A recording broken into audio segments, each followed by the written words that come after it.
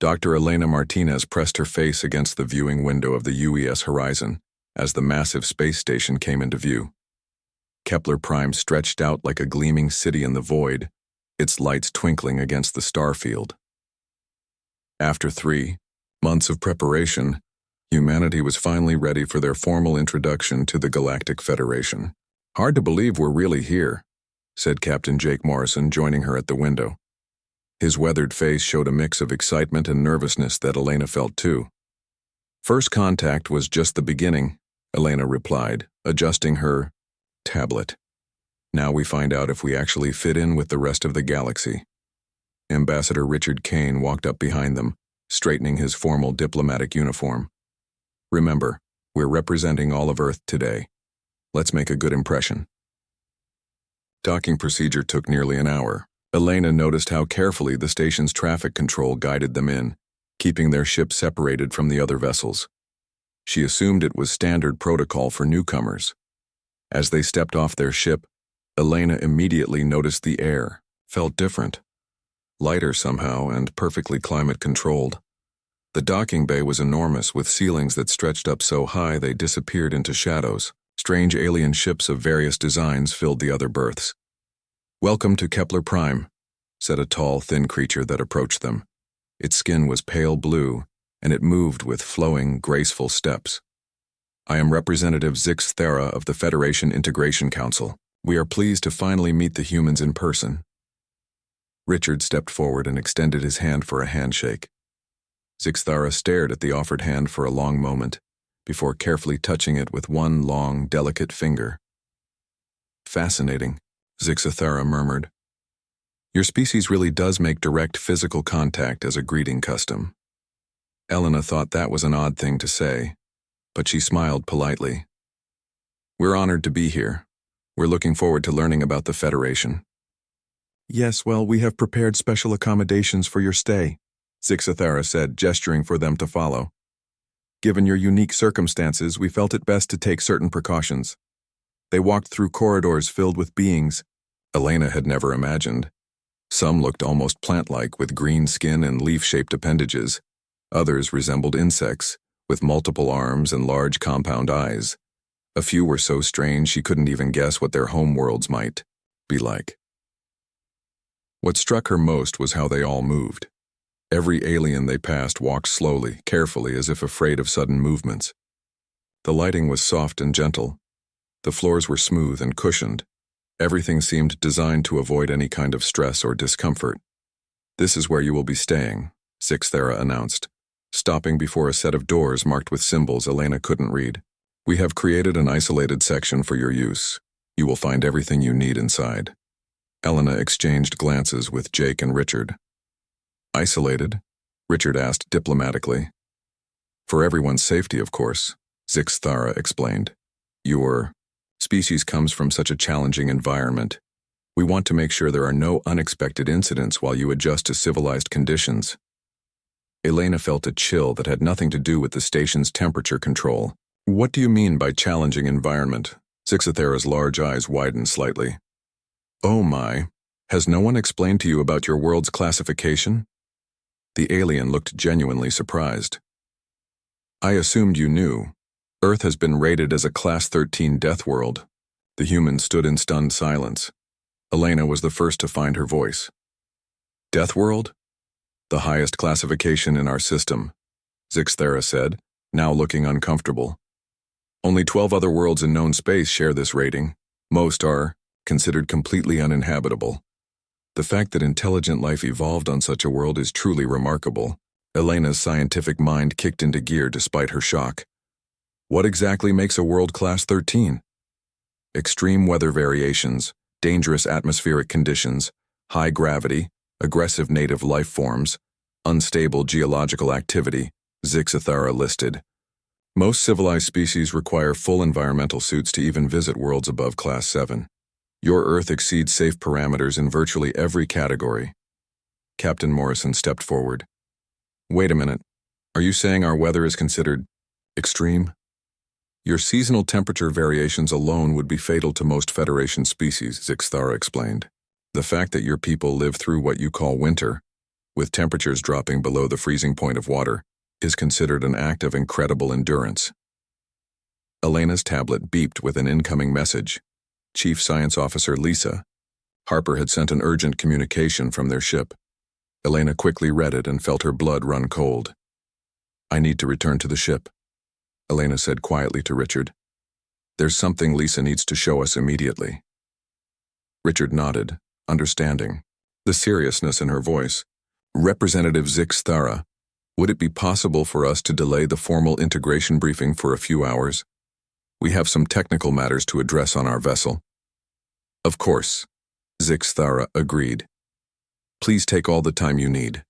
We understand that adjustment to station life can be overwhelming for species from high-stress environments." The walk back to their ship felt like the longest of Elena's life. As soon as they were aboard and the airlock sealed, Lisa Harper appeared on the main screen looking pale and worried. "Elena, Richard, Jake, you need to see this," Lisa said without preamble. "I've been monitoring Federation communications since we docked. Their security protocols are surprisingly easy to access once you understand their systems." "What did you find?" Richard asked. Lisa's image was replaced by a Federation document covered in alien text, but with enough translation software to make it readable. The header clearly read, "Species Threat Assessment, Humans, Terra, Earth." "They've been studying us since first contact," Lisa explained as her voice came through the speakers. "This document classifies humans as potential apex predators. Listen to this. Subject species demonstrates extreme adaptability, high pain, tolerance, and aggressive problem-solving behaviors consistent with survival on a Class 13 environment. Recommend maximum caution during all interactions." Elena sank into a chair. "They're afraid of us." "It gets worse," Lisa continued. "I found their biological analysis of our first contact team. They were amazed that we could survive what they considered toxic atmospheric pressure without protective equipment. Our normal Earth atmosphere is apparently 20% thicker than what most Federation species can handle." Jake shook his head in disbelief. "No wonder they're keeping us isolated. They think we're dangerous." "There's more," Lisa said. "I found recordings of their xenobiology team discussing our physiology. They're fascinated and terrified by the fact that we intentionally expose ourselves to what they call stellar radiation for recreational purposes. They can't understand why we would risk sunbathing or outdoor activities." Richard ran a hand through his hair. "So, when they look at us, they don't see explorers or potential allies. They see survivors from hell who somehow learned to build spaceships." Elena stood up and began pacing. "We need to understand this better. Lisa, can you access their database on planetary classifications? I want to know exactly what they consider normal living conditions." "Already on it," Lisa replied. "Elena, most Federation species evolved on worlds with single stable climates. No seasons, minimal weather variation, low UV exposure from their stars. Their idea of dangerous wildlife includes anything larger than what we'd consider a rabbit." "What about their diets?" Elena asked, her scientific curiosity overriding her shock. "Mostly simple plant matter or synthesized nutrients. The fact that humans are omnivores who regularly consume what they classify as biological toxins like caffeine, alcohol, and capsaicin has them completely baffled." Jake laughed bitterly. "So our morning coffee is considered chemical warfare?" "In their classification system, yes," Lisa confirmed. "They literally cannot understand how we survive consuming substances that would poison most other species." Elena stopped pacing and looked at her companions. "This changes everything. We came here thinking we were meeting our peers, other spacefaring civilizations. Instead, we're the scary monsters from the Nightmare Planet." Richard straightened his diplomatic uniform again. "Then we need to change their perspective. We have to show them that we're not the threats they think we are." "How do we do that?" Jake asked. "Everything about us apparently terrifies them." Elena felt a spark of determination ignite in her chest. "We do what humans have always done. We adapt. We learn. And we prove that being from a tough world doesn't make us monsters. It makes us survivors who can help them solve problems they never imagined facing." She looked out the viewport at the gleaming station, seeing it now not as a welcome to the galactic community but as a challenge to overcome. Humanity would have to earn their place among the stars not despite their harsh origins, but because of them. The real work was just beginning. The next morning, Elena woke to find a glowing blue barrier had appeared around their quarters overnight. The energy field hummed softly and cast strange shadows on the walls. When she touched it, her fingers tingled, but nothing happened. Morning. "Elena," Captain Morrison said, walking up behind her with a cup of coffee. "Looks like they installed some new security while we slept." Elena turned around and noticed Jake was drinking from his usual metal travel mug. "Jake, maybe you shouldn't drink that in public today. Lisa's research showed they think caffeine is poisonous." "Right," Jake said, looking down at his coffee with new understanding. "I guess our morning routine is their idea of a suicide attempt." Ambassador Richard Kane joined them, looking frustrated. "I tried to leave for the morning briefing, but there are now 2 armed guards outside our door. They're very polite, but they insist on escorting me everywhere." "Armed guards?" Elena asked. "They call them protective specialists," Richard explained. "Apparently for everyone's safety, no human can move through the station without supervision." Dr. Lisa Harper's voice came through the communication system. "Guys, you need to hear this. I've been listening to their morning briefings. They've upgraded our threat level overnight." Elena activated the main screen. Lisa appeared, but she looked tired and worried. "What happened?" Elena asked. "Someone reported that Captain Morrison was seen consuming chemical stimulants yesterday evening," Lisa said. "They think Jake was taking some kind of combat drug." Jake held up his coffee mug. "This?" "That. They analyzed the residue from your cup and found caffeine levels that would put most Federation species in the hospital. They're convinced it's some kind of performance enhancer." Elena rubbed her forehead. "What else?" "Dr. Chen mentioned he had a headache yesterday and took some aspirin. They found the empty packet in our waste disposal. According to their analysis, aspirin is a powerful blood-thinning agent that would cause internal bleeding in most species." "It's just a painkiller," Elena said. "To them, it's evidence that humans regularly consume dangerous chemicals to suppress pain, which means we might not show normal injury responses. They think we're walking around hurt and not even knowing it." Richard sat down heavily in a chair. "This is getting worse by the hour." A soft chime indicated someone was at their door. Elena walked over and saw Representative Zix Ithera standing outside with what looked like a medical team. "Good morning," Zix Ithera said when Elena opened the door. "We have brought medical specialists to conduct health evaluations of your delegation." Elena looked at the group of aliens holding various scanning devices. "Health evaluations? We want to ensure that none of you are suffering from undetected injuries or chemical poisoning," explained a short, round alien wearing what appeared to be medical robes. "I am Dr. Kethron, Chief Medical Officer for Xenobiological Species." "Appreciate the concern," Richard said diplomatically. "But we all feel fine." Dr. Kethron made a sound that might have been surprise. "You feel fine? After consuming known toxins and living in atmospheric pressure that would crush most life forms?" Elena decided to try a different approach. "Dr. Kethron, could you tell us what you consider normal living conditions?" The alien doctor consulted. "A tablet. Standard atmospheric pressure is 0.7 Earth units. Temperature variation should not exceed 5 degrees in any 24-hour period. Humidity must remain between 40 and 60%. UV radiation should be filtered to safe levels and gravity should not exceed 0.8 Earth standard." Elena exchanged glances with her companions. "What about diet?" "Civilized species consume processed nutritional supplements designed for their specific biological needs. Wild foraging or consuming unprocessed biological matter is extremely dangerous." Jake spoke up. "What do you mean by unprocessed biological matter?"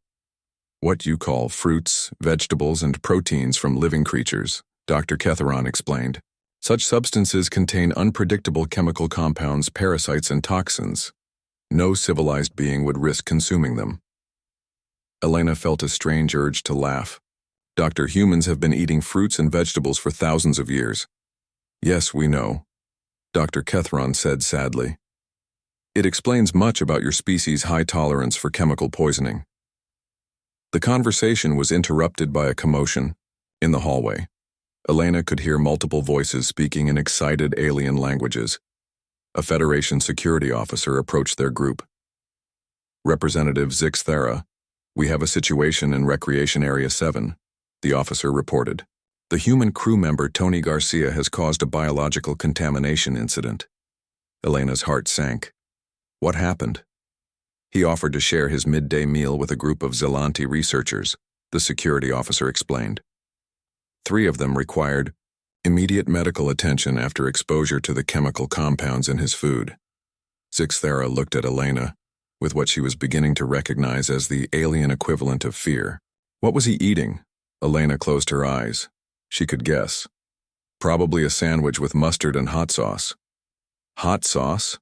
Dr. Ketheron asked, consulting his tablet frantically.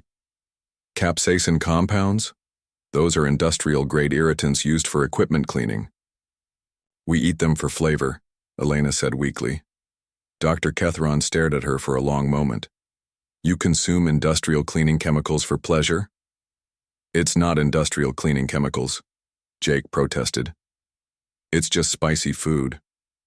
Spicy? Dr. Ketheron repeated the word as if it were foreign. You mean you intentionally consume substances that cause pain? Elena realized they were digging themselves deeper into trouble with every explanation. Doctor, could we see your data on human biology? Maybe we can help explain some of these misunderstandings. Dr. Ketheron activated a holographic display. Elena gasped as she saw a 3-dimensional model of human anatomy, alongside what appeared to be Federation standard anatomy. The differences were shocking. The Federation species had thin, delicate bone structures. Their organs looked fragile and were positioned in ways that would make them vulnerable to any kind of impact. Their skin was translucent and looked like it would tear easily. This is a typical Federation species, Dr. Ketheron explained, pointing to the hologram. Notice the efficient design, minimal redundancy optimized for stable environments. The human anatomy model appeared next to it, and Elena understood immediately why they were so frightened. Human bones looked thick and heavy. The muscle structure was dense and powerful.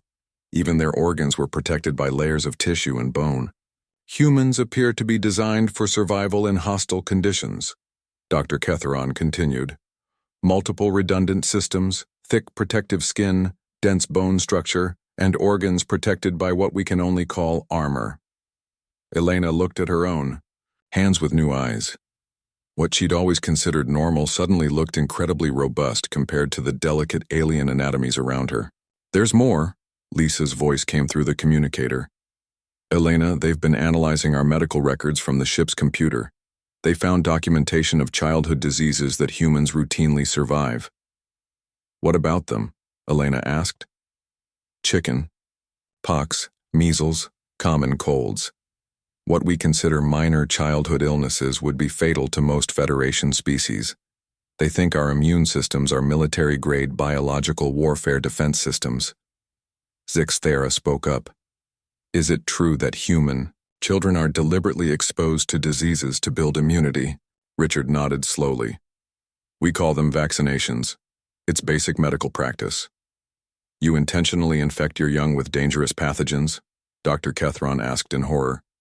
Weakened versions, to help them build natural defenses, Elena explained.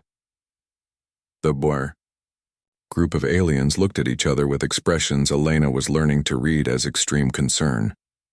Representative Zix Thera, the security officer said quietly, we're receiving reports that the human delegation has been discussing biological warfare and chemical weapon consumption. Command is requesting immediate clarification.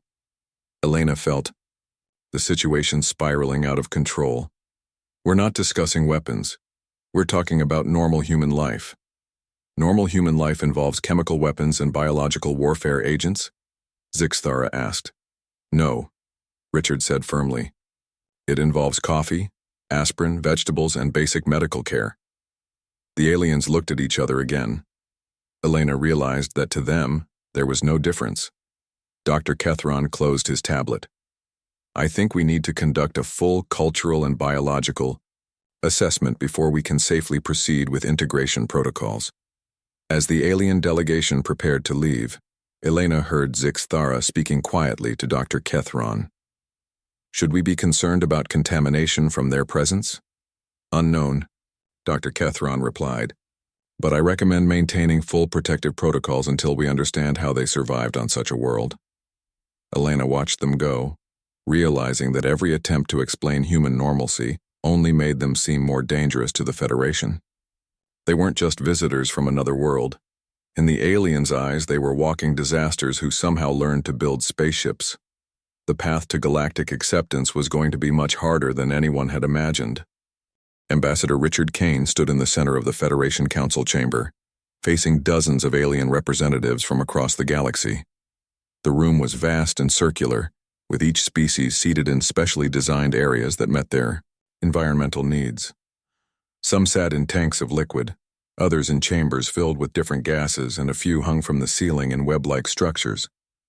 "Honored council members," Richard began, his voice carrying clearly through the translation devices, "we request permission to invite a Federation delegation to visit Earth." The reaction was immediate. Several aliens made sounds that the translators couldn't interpret, but Richard could tell they were expressions of shock and fear. A tall, crystalline being that served as the council speaker activated its communication device. "Ambassador Kane, you are requesting that Federation citizens travel to a Class 13 Deathworld?" the speaker asked. "This is unprecedented. We believe there has been a fundamental misunderstanding about human nature and our planet," Richard explained. "We're not the dangerous predators you think we are. We're simply people who adapted to our environment, just like every other species. Here adapted to theirs." Dr. Vexhai, a Kethmaran scientist with large golden eyes and delicate blue skin, leaned forward in his environmental suit. "Ambassador Kane, with respect, your planet has weather patterns that would kill most Federation citizens within hours. Your atmospheric pressure alone would crush our respiratory systems." Elena Martinez stepped forward. "Dr. Vexhai, we've studied your species' homeworld data. We understand your concerns, but we can provide environmental suits and choose a location. On Earth, that would be as safe as possible." "Safe as possible on a Class 13 world?" another council member asked. "That's like saying safely walking into a volcano." Captain Morrison joined Richard at the center of the chamber. "Council members, we've lived our entire lives on this world you call a death world. Our children play there. Our elderly people garden there. Our families have picnics outdoors. If Earth was truly as dangerous as you believe, how could we have built cities, raised families, and developed space travel?" The council speaker consulted with several other members before responding. "Captain Morrison, our scientists believe your species has evolved extreme survival adaptations that allow you to endure conditions that would be fatal to civilized life. This does not make those conditions safe." Dr. Vexhai stood up slowly. "I would like to volunteer for this expedition." The chamber fell silent. Even the constant humming of life support systems seemed to quiet. Dr. Vexhai, the council speaker, said carefully, "You understand that this would essentially be a suicide mission?" "I understand the risks," Dr. Vexhai replied, "but I also understand that we may be making judgments based on fear rather than facts. If these humans truly live normal lives on their world, then we need to witness this ourselves." Elena felt a surge of respect for the alien scientist. "Dr. Vexhai, we would be honored to host you on Earth. We'll take every precaution to ensure your safety." Another alien, a plant-like being with flowing leaf appendages, spoke up. "I am Dr. Thysa Andra of the Botanical Survey Corps. If Dr. Vexhai is going to this death world, I request to accompany him. The reports of Earth's biodiversity are too important to ignore, and I will join them," added a third voice. This came from Engineer Zolric, a mechanical-looking being with multiple arms. "I want to see how any species could develop technology while living in such harsh conditions." The council speaker looked around the chamber. "Are you all certain about this? We would be sending 3 of our finest scientists to what our classification system says is one of the most dangerous places in known space." "We are certain," Dr. Vexhai said firmly. "Science requires observation, not just theory. 3 weeks later, Elena stood in a field outside Denver, Colorado, watching a Federation shuttle approach through Earth's blue sky. She had chosen this location carefully after consulting with meteorologists, geologists, and every expert she could find. Denver in late spring offered mild weather, stable conditions, and what she hoped would be a gentle introduction to Earth's environment. Captain Morrison stood beside her, along with Sam Johnson, a local park ranger who had volunteered to help guide the alien visitors. Sam was a calm, experienced outdoorsman who Elena hoped would show the aliens that humans could interact safely with Earth's environment. "Here they come," Jake said, pointing up at the shuttle. "I just hope we can prove to them that we're not monsters." The shuttle landed with barely a whisper, its advanced technology far superior to anything Earth had developed. A ramp extended, and 3 figures in bulky environmental suits walked out slowly and carefully. Dr. Vexhi's voice came through the communication system built into his suit. "The atmospheric pressure readings are extraordinary. How do you survive, breathing air this thick?" "We've been breathing it our whole lives," Elena replied gently. "Your suit's life support should handle the pressure difference easily." Dr. Thesiandra was scanning the area with various instruments. "The biodiversity readings are off the charts. There are thousands of different plant species within scanning range. How is such variety possible?" Sam Johnson stepped forward with a smile. "Ma'am, this is just a normal grassland. Wait until you see a forest." Engineer Zulrich was examining the soil with a handheld device. "The ground composition is incredibly complex. Multiple mineral types, organic matter, living microorganisms. Most worlds have simple, uniform soil composition. That's what makes our plants grow so well," Sam explained. "The more complex the soil, the more nutrients available for different types of life." Elena led the group toward a small grove of trees where she had set up a picnic area. "We thought you might like to observe some typical human recreational activities." As they walked, Dr. Vexhi kept looking up at the sky nervously. "Those cloud formations are highly unstable. Our sensors indicate a significant chance of precipitation. It might rain later this afternoon," Elena agreed. "That's pretty normal for this time of year." "Rain?" Dr. Thysandra asked. "You mean uncontrolled water falling from the sky?" "Yes," Sam said, as if it was the most natural thing in the world. "It's how our plants get water." The 3 aliens stopped walking and looked at each other through their helmet visors. "You allow uncontrolled water to fall on you?" Engineer Zulrich asked. "Well, we usually go inside if it's a heavy rain," Elena said, "but a light rain is actually quite pleasant." They reached the picnic area, where Elena had arranged a simple lunch demonstration. She had chosen the mildest foods possible: fresh bread, mild cheese, some fruits, and water. "This is a typical human outdoor meal," Elena explained. "We call it a picnic." Dr. Vexhi examined the food through his suit's sensors. "These are unprocessed biological materials. You consume them directly from the environment?" "The bread is processed," Sam said helpfully. "We grind wheat into flour, then bake it, but the fruit we pick right off the trees." "Right off the trees?" Dr. Thesiandra sounded amazed. "Without chemical analysis or purification?" Elena picked up an apple and took a bite. All 3 aliens stepped back. "Elena, what are you doing?" Dr. Vexhi asked in alarm.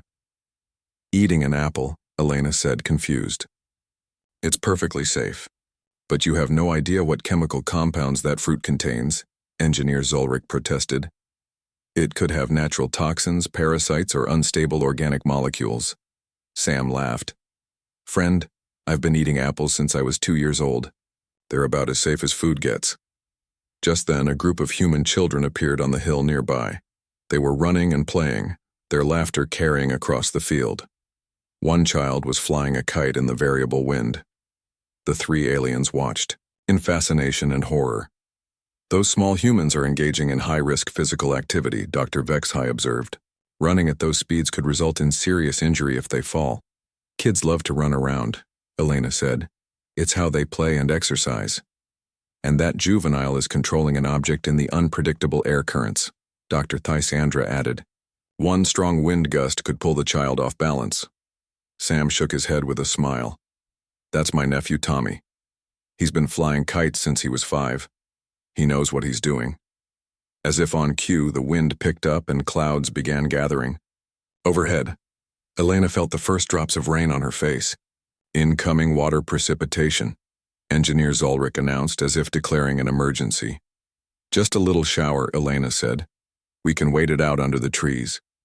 But the 3 aliens were already backing toward their shuttle, their instruments, beeping with warnings about changing atmospheric conditions. This is too dangerous, Dr. Vexhai said. The weather patterns are becoming unstable. We need to return to controlled environment immediately. Elena watched sadly as the Federation scientists hurried back to their shuttle. The light rain continued to fall, and she could see Tommy still flying his kite in the distance, completely unbothered by the weather. Well, Sam said, wiping raindrops from his face. I guess they've never seen a spring shower before.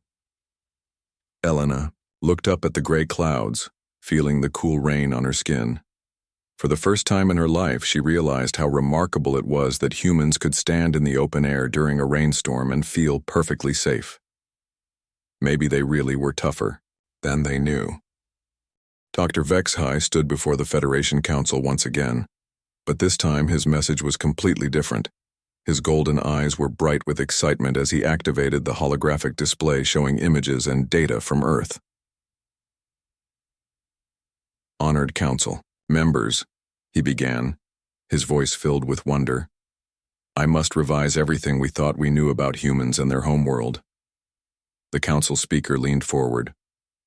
Dr. Vexhai, your initial reports indicated that the mission to Earth was too dangerous to continue. What has changed? My understanding, Dr. Vexhai replied simply. We were correct that Earth is a Class 13 Deathworld. We were wrong about what that means for its inhabitants. He gestured to the holographic display, which showed Elena Martinez calmly eating an apple while standing in the rain. What we witnessed was not a species of aggressive predators. We saw people who have adapted so completely to extreme conditions that they no longer recognize those conditions as extreme. Dr. Thisandra stood to support her colleague. The humans treated a rainstorm as a minor inconvenience. They allowed their children to run and play in atmospheric conditions that would require emergency protocols on any Federation world. They consume unprocessed biological matter without fear, because their immune systems and digestive systems can handle anything their environment produces. Engineer Zolric activated his own datapad. Their technology development makes perfect sense once you understand their origins. They didn't develop tools despite living in harsh conditions. They developed superior tools because of those conditions. Every human innovation is designed to function under stress. The council speaker consulted with other members before responding. Are you suggesting that we have misjudged their threat level? Completely, Dr. Vexhai said firmly. Humans are not dangerous to others. They are remarkably adapted for survival in situations that would be impossible for us. Elena Martinez entered the council chamber at that moment, having been invited to hear the scientist's official report. She listened carefully as Dr. Vexhai continued his presentation. During our brief time on Earth, we observed human children engaging in what we initially classified as extreme risk behavior. Running at high speeds, climbing elevated structures, playing with objects in unpredictable wind patterns. But then we realized something important. Dr. Vexhai paused the holographic display on an image of Tommy flying his kite. These children were not taking risks.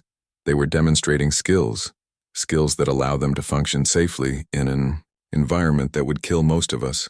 Dr. Thisandra added, their casual consumption of varied biological matter isn't reckless behavior. It's evidence of digestive and immune systems so robust that they can process almost anything their world produces. They're not consuming toxins. They're consuming resources that would be toxic to us. The council speaker turned to Elena. Dr. Martinez, Dr. Vexhai has made some remarkable claims about human adaptability. Can you help us understand what this means for Federation relations with your species? Elena stepped forward, feeling more confident than she had since arriving at the station. Honored council members, what Dr. Vexhai observed is simply normal human life. We don't think of ourselves as particularly tough or adapted. We just live our lives. But that's exactly the point, Dr. Vexhai interrupted excitedly. You've adapted so well to extreme conditions that you don't recognize them as extreme. This makes you uniquely qualified to handle situations that would be impossible for other species. A new voice entered the conversation. Are you suggesting humans could assist with crisis situations? This came from Admiral Korthaz, head of the Federation Emergency Response Division. Elena looked at Ambassador Richard Kane, who nodded encouragingly. What kind of crisis situations? She asked. Admiral Korthaz activated a star map showing several highlighted systems. We currently have 3 ongoing emergency situations that exceed our response capabilities. Mining world Xerion 7 has experienced seismic activity that has trapped workers in unstable underground conditions. The pressure and atmospheric composition make rescue impossible for our standard teams. Elena studied the data. What's the environmental conditions? High atmospheric pressure, elevated carbon dioxide levels, unstable ground conditions, and temperature variations of 15 degrees over short periods, Admiral Korthaz replied. Elena looked at Captain Morrison, who had joined the session. Jake, those sound like normal mining conditions on Earth.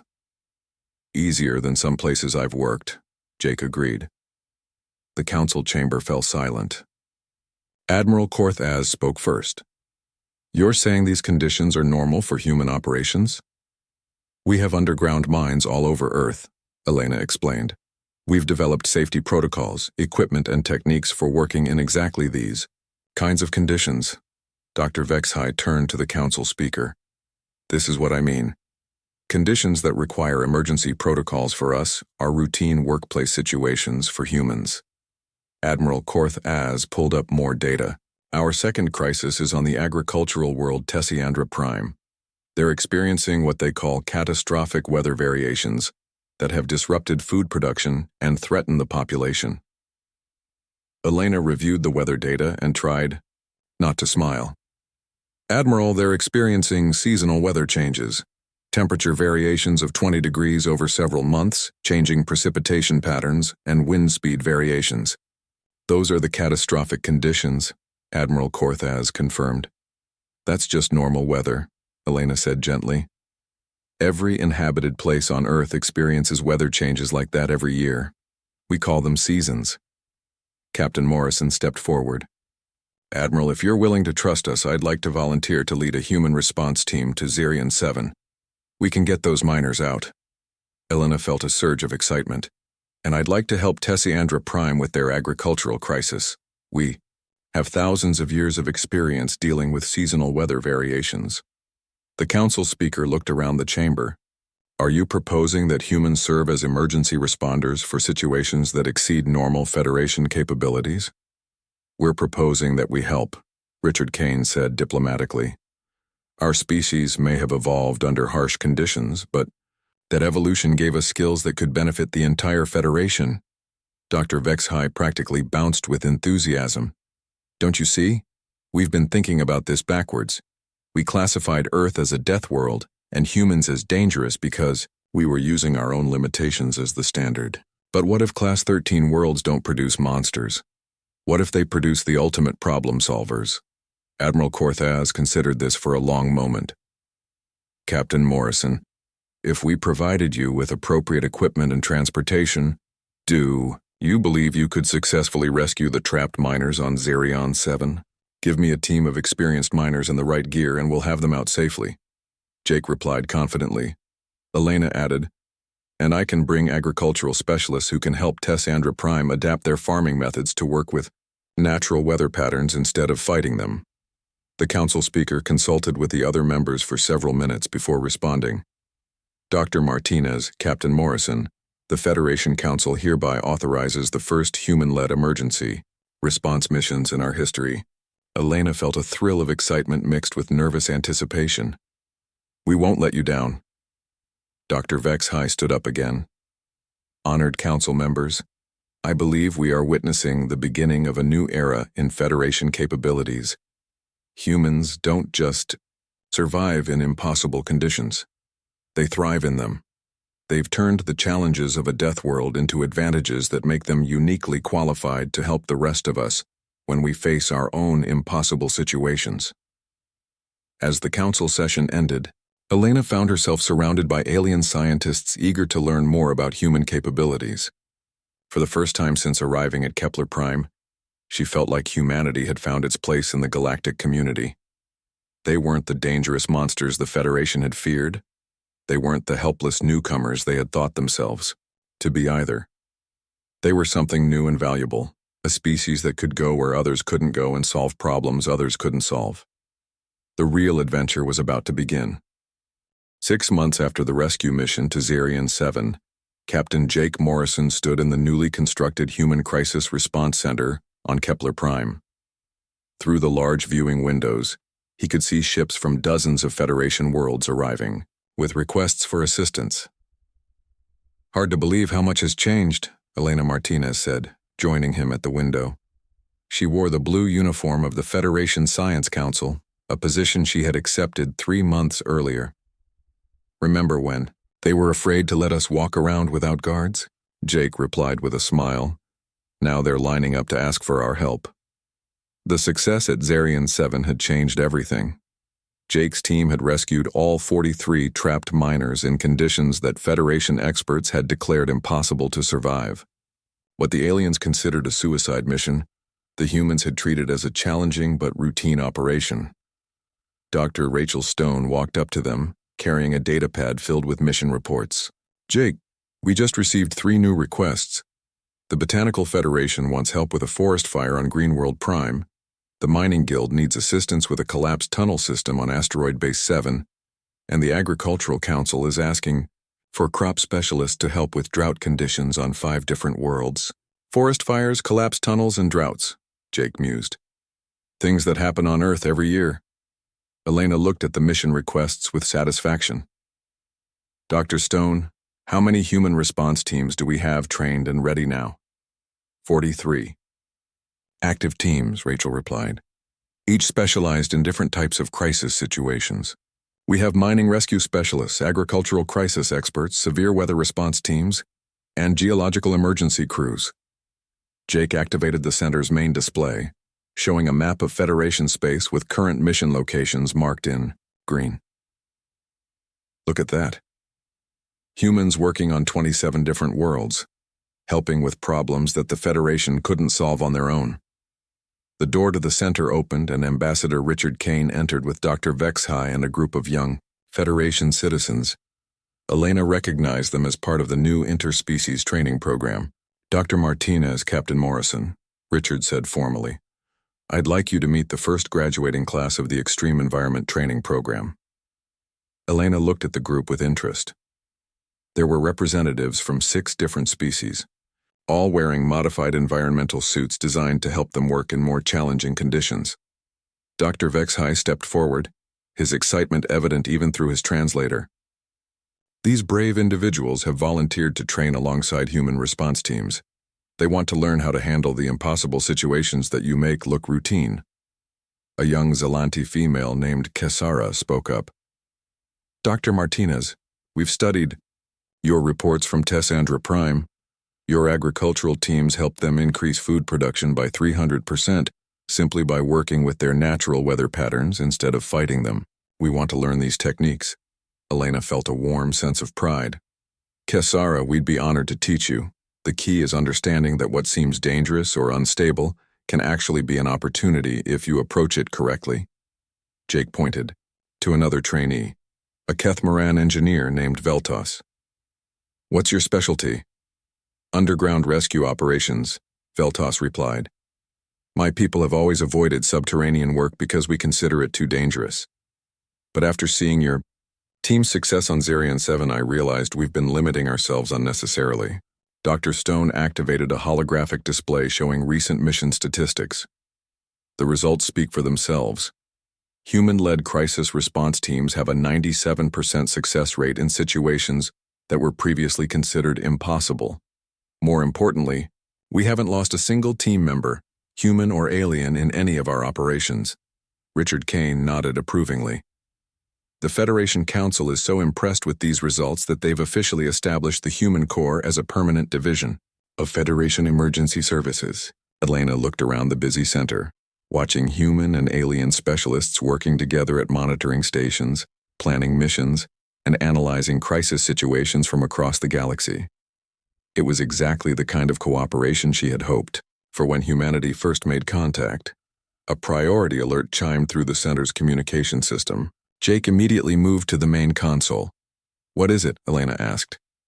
"Big one," Jake replied, studying the incoming data. "Complete planetary evacuation request from the Outer Rim colonies. Solar instability is making 3 entire star systems uninhabitable. They need to evacuate 2.8 million Federation citizens." Dr. Vexhai looked at the data in amazement. "That's impossible. The logistics alone would require moving more people than most Federation worlds have ever seen. And the destination worlds would need to handle population increases of 500% or more." Elena studied the evacuation parameters. "Jake, this looks like a scaled-up version of natural disaster response. Remember Hurricane Helen that hit the Gulf Coast when we were kids? They evacuated 3 million people in 48 hours. Different scale, same principles," Jake agreed. "Dr. Stone, can you contact Earth Command? We're going to need specialists in large-scale population movement, temporary housing, resource distribution, and crisis psychology." Richard Kane looked concerned. "Are you saying you can handle an evacuation of this magnitude?" "We're saying we can try," Elena replied. "Humans have been dealing with natural disasters that require massive population movements for thousands of years. Floods, earthquakes, volcanic eruptions, severe storms. We've had to develop systems for moving large numbers of people quickly and keeping them safe until they can return home or find new homes." Dr. Vexhai activated his own datapad. "The Federation Emergency Council estimates this evacuation would take 18 months with conventional methods. How long would human methods require?" Jake looked at the data for a few more minutes before answering. "If we can coordinate with Federation transportation resources and get cooperation from receiving worlds, we could have everyone safely evacuated in 6 weeks." The silence in the room was profound. Kesara spoke first. "6 weeks instead of 18 months? The key is parallel processing instead of sequential processing," Elena explained. "Most Federation emergency protocols handle one problem at a time in order of priority. Human crisis management handles multiple problems simultaneously with different teams working on different aspects of the same crisis." Dr. Stone pulled up Earth's disaster response protocols on the main screen. "Look at this. When a major hurricane approaches Earth, we don't wait for it to hit and then respond. We start evacuating people 3 days before it arrives. We pre-position supplies and temporary housing. We coordinate with receiving areas to prepare for population increases. By the time the disaster hits, most of the response is already in motion." Veltos studied the protocols with fascination. "You plan for disasters before they happen?" "We plan for disasters that might happen," Jake corrected. "Earth taught us that you can't prevent natural disasters, but you can be ready for them." Richard Kane activated his communication device. "I'm contacting the Federation Council immediately. If human methods can reduce the evacuation time from 18 months to 6 weeks, this could save millions of lives." Elena looked around the room at the mixed group of humans and aliens working together to solve problems that had seemed impossible just months before. "Dr. Vexhai, do you remember when you first visited Earth? You were convinced that our weather and environment were trying to kill us. I remember thinking your entire species was surviving by pure luck," Dr. Vexhai replied. "Now what do you think?" Dr. Vexhai was quiet for a moment before answering. "Now I think Earth wasn't trying to kill you. It was training you. Training you to handle any crisis, survive any challenge, and help others do the same." Elena smiled as she watched Jake coordinate with teams across the galaxy to begin the largest evacuation in Federation history. Through the viewing windows, she could see more ships arriving, bringing requests for help from worlds that had never imagined solutions to their problems existed.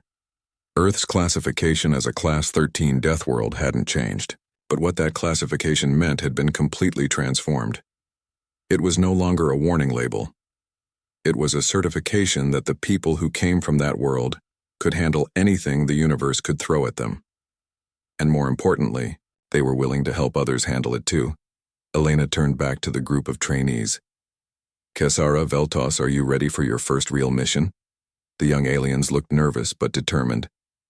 Yes, Dr. Martinez. Good. Let's go save some worlds.